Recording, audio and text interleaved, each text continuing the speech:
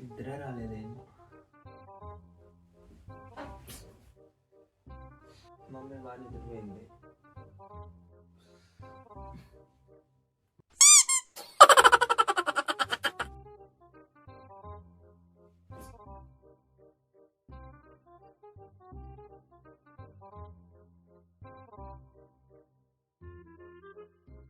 A few minutes later.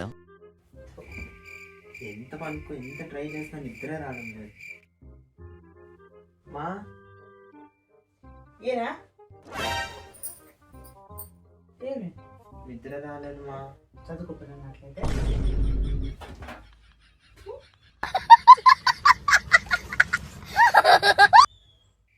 చదువుకోమంటే నిద్ర వస్తుందంట.